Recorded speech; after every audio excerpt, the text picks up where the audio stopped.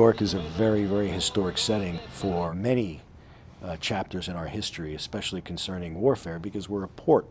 So a lot of troops flowed out of New York, and a lot of troops came back to New York. World War I is interesting because it is really sort of the first modern global event, and New York City in particular played a central role in the United States war effort. 10% of the American Expeditionary Force was from New York, and it's also the place through which many of them came back. New York City kind of was the first stop home for many of that generation. The origins of Veterans Day as we know it now begin in 1919, after the troops that had deployed to fight in World War I came back. Armistice Day was the observation of the end of World War I. The truce that ended the war took hold at 11 o'clock on 11/11/1918, the 11th hour of the 11th day of the 11th month. At the time, the thought was this was the war to end all wars. In 1919, you would have seen General Blackjack Pershing leading his victorious forces coming from America's first major international engagement. It would have been incredibly celebratory. There would have been easily over 1 million, if not more people, New Yorkers, celebrating these troops. In New York City, you have an interesting dynamic with African American veterans.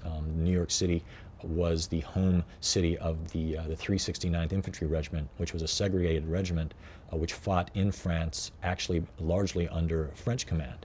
And when they came home, they too had a welcome home parade that went up Fifth Avenue. And the symbolism of that unit coming home, African American soldiers having fought well, having fought honorably, and having brought prestige and honor to the city and to the country. From the way the public reacted back then in 1919, it's safe to say that there was a very strong embrace of the military by the broader community. That definitely continued through and into World War II, after World War II.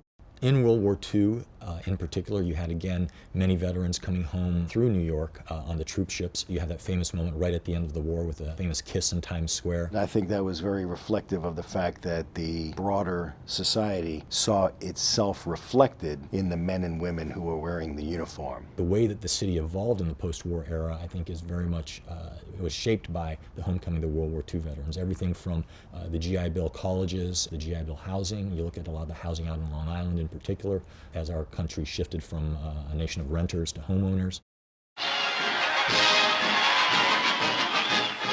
Then you have the Korean War and the Korean War veterans. And for many years, the Korean War was known as the Forgotten War. There was not a lot of attention paid to the Korean War or the Korean veterans. So for many years, I think Korean veterans and their stories and their experiences were not really shared. In 1973, there was approximately 300,000 Vietnam-era veterans here in New York City. Today, Vietnam veterans are about 82,000 in New York City. That's a large number of people walking around with military experience in the Vietnam era in their heads. For the first time in August of 1968, the Gallup poll revealed that the majority of Americans believed it was a mistake to send American troops into Vietnam. New York City was a hotbed of anti-war activity. Some of the largest demonstrations in American history took place here in the city. So when veterans came home, they felt confronted by some of this anti-war sentiment that was attached to the city. And second, the city's economy itself was transforming. We began to move away from the light industry background that we had here in New York City and toward this more finance and real estate and insurance economic base in town, and that meant jobs were leaving. Between 1968 and 1972, something like 250,000 jobs left the city. Those were very often blue-collar, working-class jobs, the very kinds of jobs that veterans might have expected to get when they returned home. Number three, I think, would be the notion that Vietnam veterans were somehow a damaged generation. Incidents and elements in the popular culture began to give shape to a myth that American Vietnam veterans were psychologically damaged when they returned home and couldn't get jobs as a result of this kind of myth, when families were confrontative and unpleasant and worried about the psychological state of their returning sons and daughters. In 1971, there was a homecoming parade here in New York City, very often forgotten. But then the city sort of seemed to fall silent on the subject of veterans. Not much seemed to be happening. The Mayor's Office of Veterans Action, established under Lindsay in the 1970s, was closed under Abe Beame, and very little was done here in the city to acknowledge the presence, that large presence of Vietnam veterans. In 1979, at an event in Central Park, a Vietnam veteran named Bobby Muller got up and confronted Mayor Koch, said to Mayor Koch and the assembled public that you people have done a number on us. You don't want to talk about our service. Koch's response was actually remarkable. He himself a sergeant in the Army in the Second World War. He said, if that's true, we have to fix it. For Vietnam veterans, they have been at the forefront of making sure that this generation gets the care and consideration they deserve. Their national organization, Vietnam Veterans of America, one of their mottos is, never again will one generation of veterans abandon another. Whether it's Latino Americans serving today or Japanese Americans serving in World War II despite the internment, or historically African Americans, these units and these individuals have gone forth and served honorably, even kind of carrying that additional burden with them. And the hope has been that by proving themselves willing to fight for the United States, then the United States would fight harder for them. And frankly, the results have been mixed. It took 10 years to build the Women's Memorial on the Mall. It's an indication that women's role in American military history and American military service is not adequately acknowledged. In New York City, we still don't have a monument to American women who served.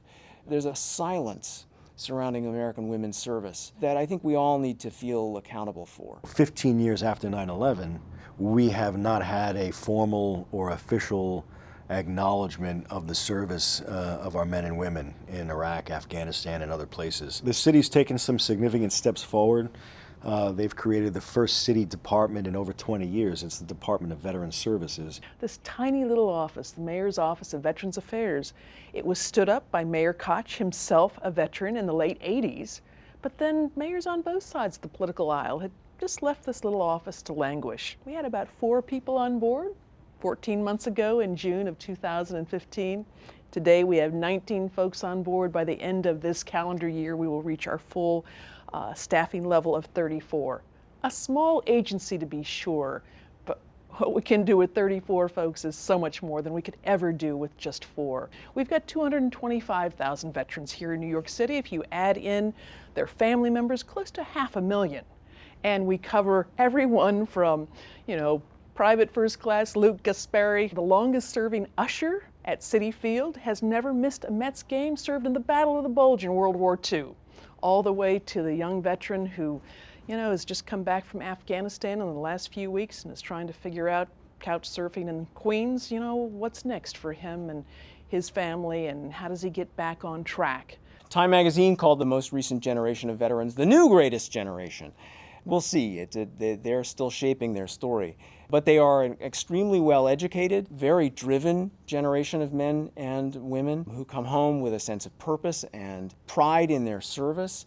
It's my expectation that 20 years from now, when we do an interview like this, we'll be talking about them as a proper heir to the long tradition of American veterans who've come home and made a significant difference in American life.